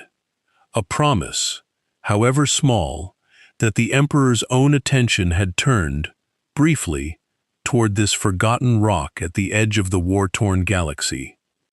Naruto, for his part, spent the hours training, pushing his chakra reserves, testing how much of the Nine-Tails' power he could safely channel without the seal's strain becoming dangerous, sparring in brief, careful bursts with custodian guard who regarded him with the wary curiosity of ancient warriors encountering something genuinely, refreshingly new. In quieter moments, he found himself sitting with Private Fane Corliss on the edge of the plaza, watching evacuation convoys roll past, sharing a final ration bar split unevenly between them. "You scared?" Fane asked quietly, watching the sky, where faint disturbances were already visible to trained eyes. The telltale shimmer of massive bioships beginning to breach the system's outer edge. "Yeah," Naruto admitted, without hesitation, without the usual deflecting joke. "Yeah, I'm scared. I'm always scared before the big fights. Anybody who says they're not is either lying or hasn't actually understood what's coming yet." He tossed a small stone, watching it skip across the plaza's dark stone tiles. But being scared doesn't mean you don't fight. It just means you understand what you've got to lose. I think that's actually the important part. If you weren't scared, you wouldn't be fighting for anything real. Fine was quiet for a moment, turning that over. "The chaplains say fear is a weakness, that true faith burns it away."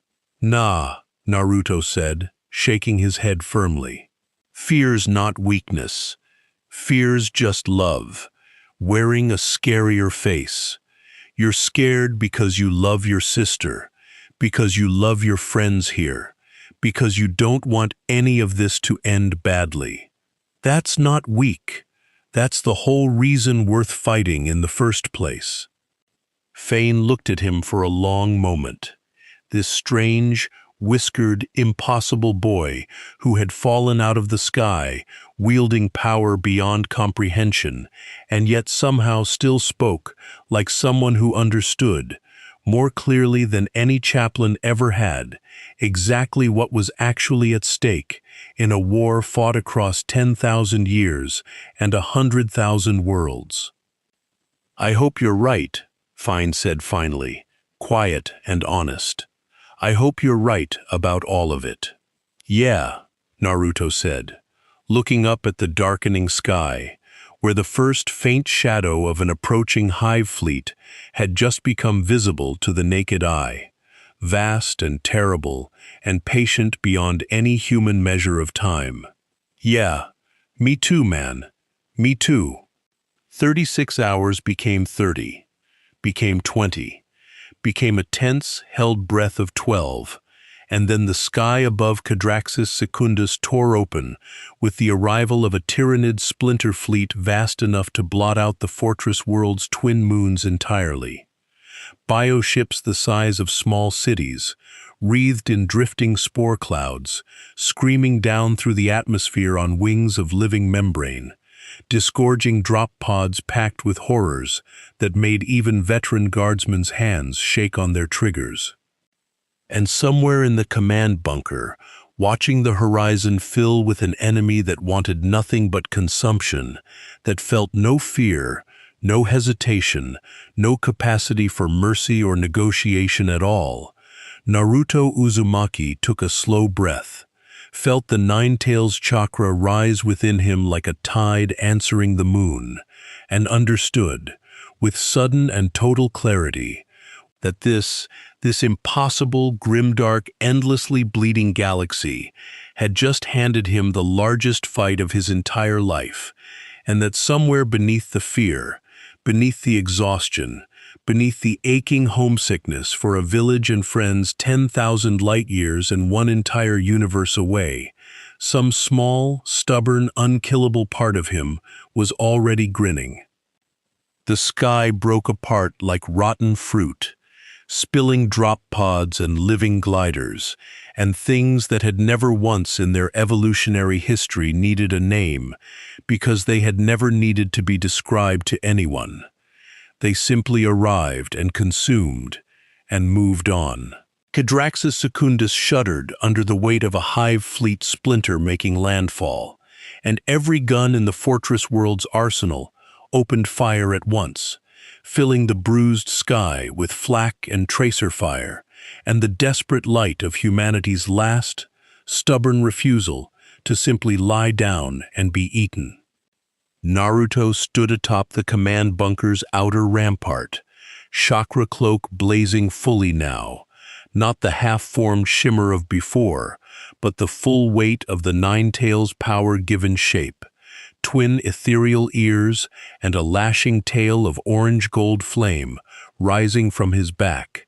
Whisker marks darkened to something almost feral across his cheeks. Beside him, Sergeant Kell checked her carbine's charge pack with hands that had gone steady now that the waiting was finally, mercifully over. "Last chance to admit you're scared," she said, not looking at him, eyes fixed on the horizon where the first wave of tyrannid bioforms was already surging across the ash-gray plain below.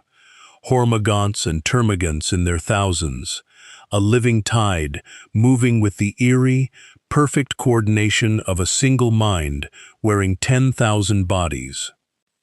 "Already told your private I'm scared," Naruto said. "Doesn't mean I'm not also really ready to hit something." "Kit," the fox rumbled inside him, voice steady now, focused, the old warrior settling into the familiar rhythm of a fight worth having. "This isn't like fighting one enemy. There's no head to cut off here. Every single one of those things down there is a hand belonging to the same distant will. Hit the many. Don't waste yourself hunting the one, because the one isn't here. The one is light years away, patient, watching through their eyes." "Got it," Naruto muttered. "Kill lots of stuff. Don't look for a boss fight. Simple enough." Below, the Astra Militarum's defensive line held with the grim, practiced discipline of men who had faced horror before and survived through sheer, stubborn refusal to break. Ostrogard's voice crackling over unit Vox channels, steady and clipped, directing artillery barrages into the thickest concentrations of advancing bioforms, buying seconds that would, hopefully, add up to hours, that would hopefully add up to heavy bolter fire chewed through the first wave.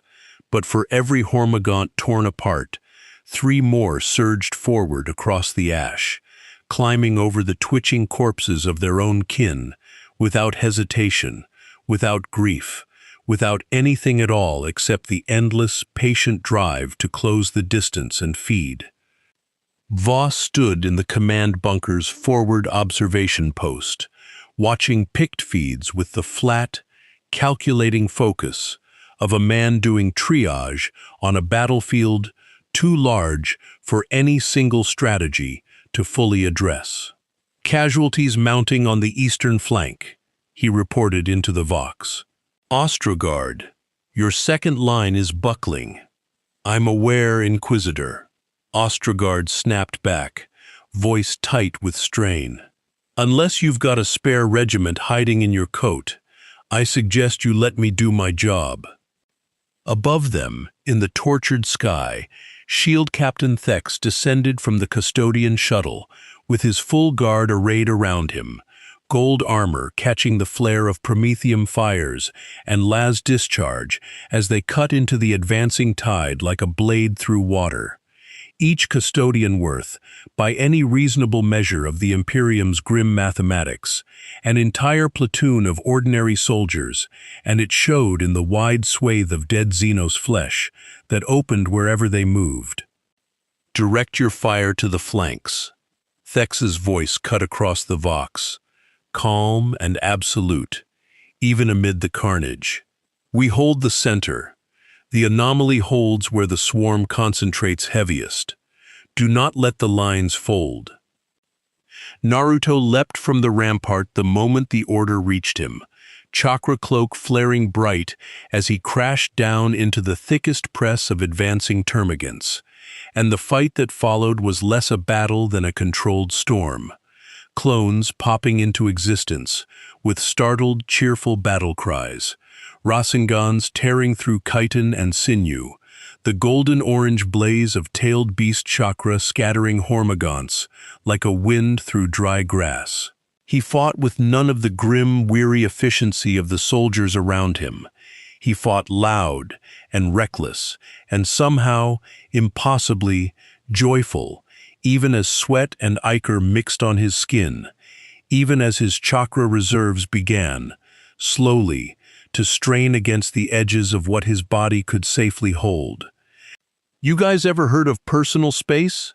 he shouted at a wave of hormagaunts closing from 3 directions, before a wide sweep of chakra-infused taijutsu sent them tumbling backward in a spray of dark fluid. "Because this is a lot of personal space violation happening right now." "Focus, Kit," the fox warned, an edge of real concern creeping into its voice now. "You're pulling too much, too fast. The seal can hold it, but your body's not built for this pace forever. Pace yourself. This isn't a sprint." "Kinda feels like it has to be a sprint," Naruto grunted, driving a Rasengan through the carapace of something larger, something with too many limbs and a maw that had been built by 10,000 years of evolution for exactly one purpose. "Kinda feels like everything out here wants me to sprint." The battle raged on, through the fortress world's ash-choked plains and shattered trench lines for hours that blurred into a single unbroken wall of noise and fire and desperate, grinding attrition. And it was in the 4th hour, as the sun sank into a horizon smeared with promethium smoke, that the true horror of the Splinter Fleet's vanguard finally made itself known. Not another wave of expendable bioforms, but something vaster, something that moved through the swarm's ranks with the terrible, deliberate purpose of a queen surveying her hive. It rose from the largest bioship's shattered hull, easily 15 meters at the shoulder, wreathed in chitin plates the color of deep bruises, its many clawed limbs trailing spore clouds that made every unshielded soldier nearby cough and stagger. Its presence alone seemed to synchronize the surrounding swarm's movements into something crisper, more terrible, more coordinated, a hive tyrant, the battlefield synapse of the tyrannid mind made monstrously physical, and every guardsman who saw it rise felt their hope curdle into something colder. "Throne," Ostrogard whispered, watching the pict feed. "That's a hive tyrant, full-grown. We don't have ordnance rated for that." "I do," Thex said, already moving, guardian spear crackling with gathered energy, gold armor blazing brighter against the darkening sky. "Umber 7, with me, now." Naruto didn't hesitate, chakra cloak roaring brighter, as he sprinted toward the looming horror, matching pace with a being that had guarded emperors and slain daemon princes across 10,000 years of unbroken service. Together they closed on the hive tyrant, and the fight that followed would be spoken of, in hushed and disbelieving tones, by every soldier who survived to witness it, a custodian's ancient, perfected fury paired with a boy's raw, undisciplined, endlessly stubborn will, tearing into a creature built by evolution itself to be nearly unkillable. The tyrant's bioplasma cannon tore a furrow of molten rock across the plain as Naruto dodged, rolled, and answered with a wave of clones that swarmed the beast's legs, buying Thex the half-second opening he needed to drive his guardian spear deep into the join between carapace and hide, gold energy discharging in a blast that staggered even a creature this vast. The tyrant shrieked, not sound alone, but a psychic wail that rippled outward across the whole battlefield, momentarily scattering the coordination of every lesser bioform in its synaptic range. "Now!" Thex roared, and Naruto understood instantly, chakra surging to its absolute limit, a Rasengan the size of his whole body condensing between his palms, roaring with barely contained tailed beast power. Rasengan! The blow landed square in the wound Thex had opened, chakra tearing through alien flesh with a violence that sent shockwaves rippling across the plain, and the Hive Tyrant's death scream tore the sky apart one final time before its vast bulk collapsed, smoking, into the ash. And for a single, suspended moment, the entire battlefield seemed to hold its breath, swarm and defender alike, stunned by the sudden absence of that terrible coordinating will. Naruto stood over the fallen giant, chest heaving, chakra cloak flickering low and unsteady now, and allowed himself, just for a second, a tired, disbelieving grin. "Okay," he panted. "Okay, that one I'm allowed to be proud of." But even as cheers began to rise from the nearby trench lines, ragged, disbelieving, desperate cheers from soldiers who had watched something impossible happen right in front of them, the fox's voice cut through Naruto's exhausted triumph with cold, immediate urgency. "Kit, it's not over. Look up." Naruto looked up and felt his stomach drop through the ash-covered ground beneath his feet, because in the tortured sky above, breaking through the smoke and the dying light, a second bioship, larger, far larger than the first, wreathed in something that pulsed with a deep, arterial red glow, was beginning its descent, and riding within its vast, living hull, something ancient and patient and utterly unlike anything the Tyranid swarm had yet revealed, was, for the first time in this battle, finally, deliberately, choosing to take a personal interest in the strange new biomass that had killed one of its hive tyrants with laughing, reckless ease. The second bioship did not simply land. It unfolded, vast petal-like membranes peeling back from a hull the color of dried blood, and from within its cavernous depths came something that made even Shield Captain Thex go utterly still. A stillness Naruto had not seen from him even in the thick of the Hive Tyrant's death throes. "That's not a tyrant," Thex said quietly, gold-armored fist tightening around his guardian spear. "That's something else. Something I have only read about in classified Xenos archives." "Cool. Love classified archives. Love mystery monsters," Naruto muttered, chakra cloak flickering weakly around his shoulders, exhaustion dragging at every syllable. Any chance this one's smaller than the last one? It was not smaller. It emerged from the bioship's petaled maw on 6 limbs that moved with an unsettling, deliberate grace, its carapace fused with strange biocrystalline growths that pulsed with inner light, its head crowned with sensory tendrils that swayed like something listening to a song only it could hear. Where the hive tyrant had radiated raw, animal purpose, this creature radiated something colder, a terrible, patient intelligence, vast and layered, studying the battlefield not as a predator studies prey, but as an engineer studies a flawed design in need of correction. "Kit," the fox said, voice hushed with something close to genuine alarm, "that's a Norn queen, a synapse creature, but higher, one of the hive mind's true adaptive nodes. It's not here to kill you, it's here to understand you, to take a sample, to learn what you are so the swarm can grow something that beats you next time."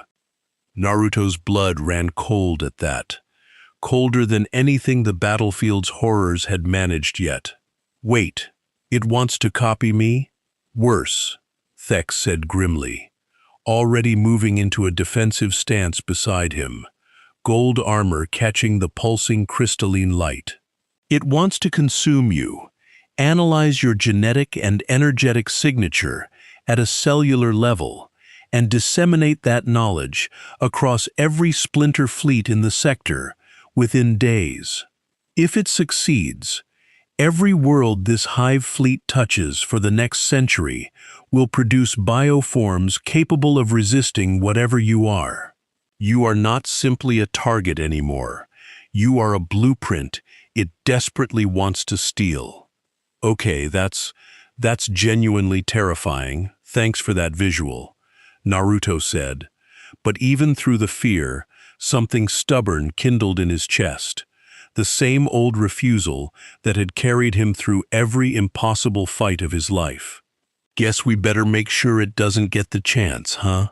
The Norn Queen's tendrils swayed once, twice, and then its many-jointed limbs surged forward with a speed that defied its size, crossing the ash-strewn ground in seconds.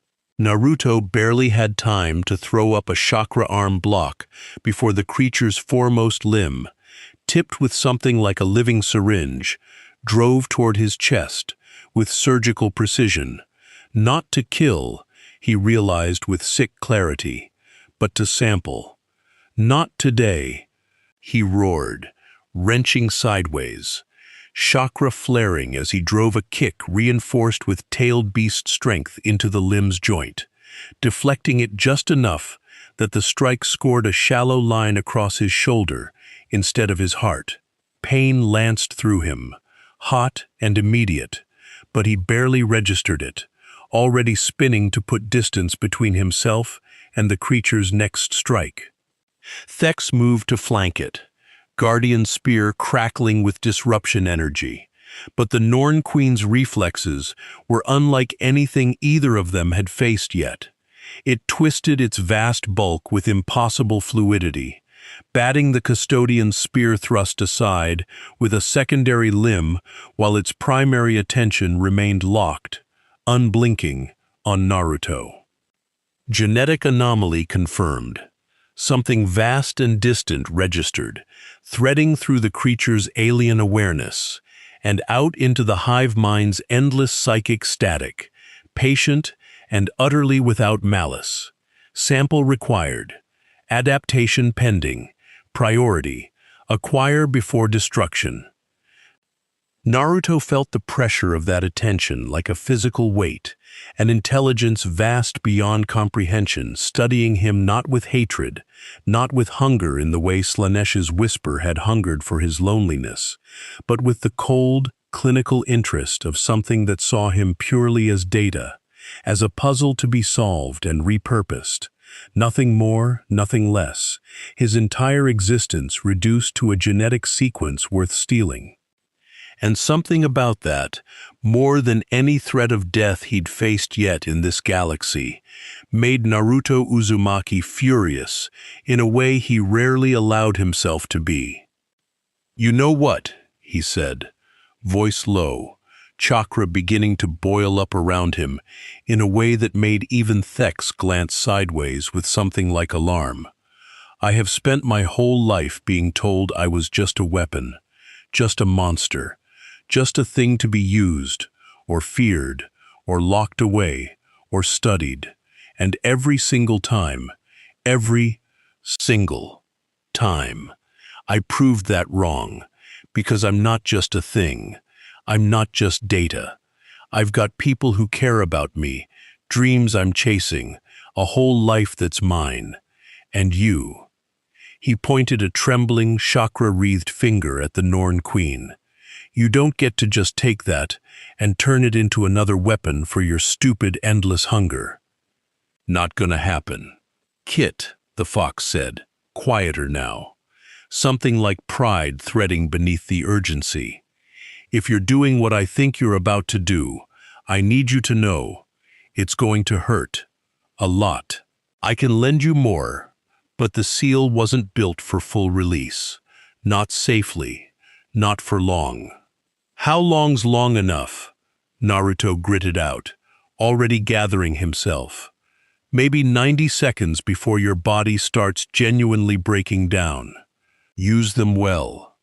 90 seconds, Naruto muttered, chakra beginning to boil into a visible roaring cloak, two tails forming behind him, then a third, whisker marks darkening to something feral, eyes bleeding from blue to a burning molten red gold. Thex, watching the transformation with an expression somewhere between alarm and grim fascination, took an involuntary step back. Boy, it's fine, Naruto said, voice roughened, doubled with something ancient and clawed beneath it. I've done this before. Not usually against giant alien crab things, but the theory's the same. He looked toward Thex, and despite the terrible power roaring around him, his grin was still, stubbornly, entirely his own. Cover the soldiers. Get them back. This next part's gonna get messy. Thex hesitated only a fraction of a second, the hesitation of a warrior who had lived 10,000 years learning never to trust power he didn't fully understand, before nodding once, sharp and decisive, and turning to bellow orders across the Voxnet, driving nearby guard units back from the epicenter of what was clearly about to become a very different kind of battlefield. Naruto surged forward, three tails of blazing chakra lashing behind him, and the Norn Queen, for the first time in the battle, hesitated, some deep, patient part of the hive mind registering, with the closest thing to alarm its vast collective intelligence could produce, that the sample it wanted to acquire had just become something considerably harder to safely contain. The clash that followed tore craters into the ash plain, chakra and chitin colliding in bursts of raw force that sent shockwaves rippling outward, strong enough to knock distant guardsmen from their feet. Naruto moved faster than he had all battle, faster than caution allowed, chakra-clawed strikes raking across biocrystalline plating, tailed beast fury meeting alien evolution in a contest that neither side had ever quite faced the equal of before. The Norn Queen's syringe limb lashed again and again, seeking purchase, seeking its sample, and every time Naruto twisted away, feeling the seal's strain building behind his ribs like a held breath about to burst. 60 seconds, the fox warned. Kit, whatever you're going to do it now. Naruto gathered the last of his stability into his palms, chakra roaring into a shape he'd never quite dared attempt at this scale. Not a simple Rasengan, but something vaster, angrier, a howling sphere of condensed tailed beast chakra that turned the night around him the color of a dying sun. "Hey!" he shouted, and despite the exhaustion, despite the pain, despite the seal's screaming warnings through every nerve in his body, there was something achingly earnest beneath the fury in his voice. "You want to know what I am? Fine. Here's your sample." He drove the blazing sphere forward with everything he had left, and the Norn Queen's death was neither quiet nor clean.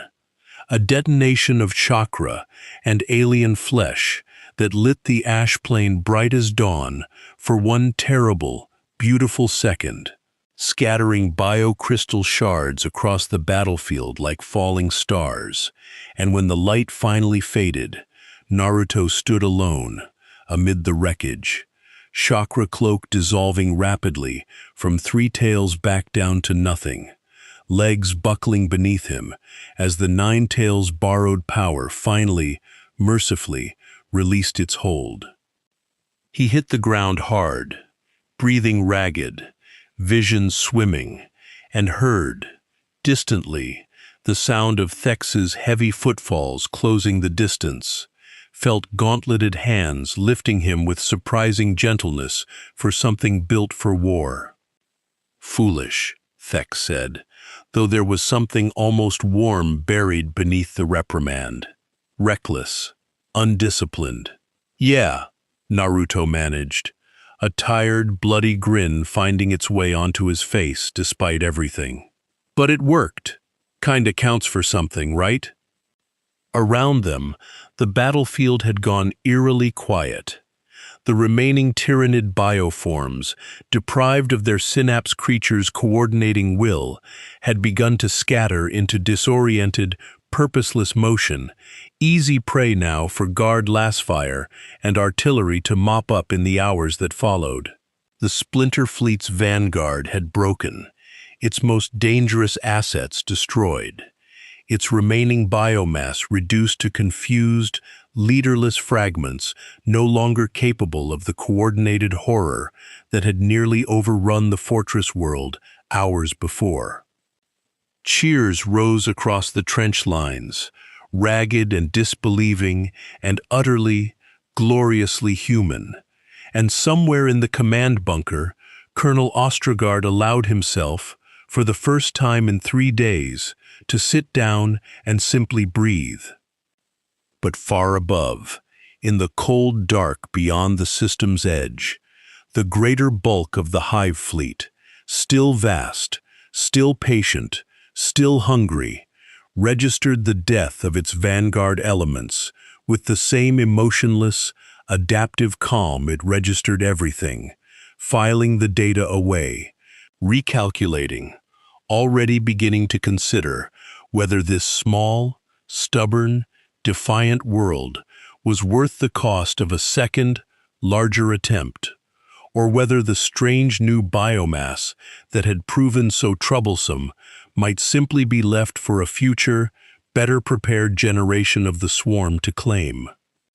And Naruto Uzumaki, lying battered and exhausted on an ash-covered battlefield, 10,000 light-years and one entire universe from home, closed his eyes, felt the Ninetales' presence settle into something like weary, grudging pride within him, and allowed himself, for just a moment, the simple relief of having survived one more impossible night in a galaxy that seemed determined to test, again and again, exactly how much a person could give before they finally broke,